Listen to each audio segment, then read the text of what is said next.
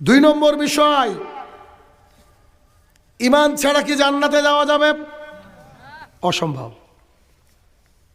পৃথিবীর কেউ ঈমান ছাড়া জান্নাতে যাওয়ার হকদার নয়।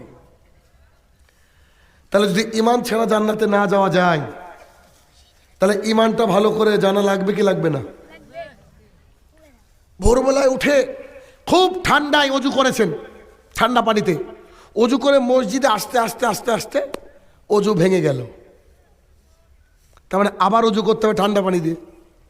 আচ্ছা, এই দ্বিতীয়বার অজু করার ভয়ে যদি আপনি সলাতে দাঁড়িয়ে যান, কিংবা জামাত দাঁড়িয়ে গেছে তাই আপনি দাঁড়িয়ে গেলেন, তাহলে কি আপনার নামাজ হবে?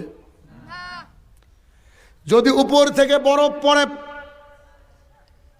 কোনো রোগের আশঙ্কা আপনার শরীরে নাই, যতই ঠান্ডা হোক না কেন, পানি জমে বরফ হয়ে গেছে, সালাত আদায়ের পূর্ব শর্ত হচ্ছে ওই বরফ দিয়ে আমাদেরকে অজু গোসল করতে হবে, তারপরে সালাত আদায় করতে হবে।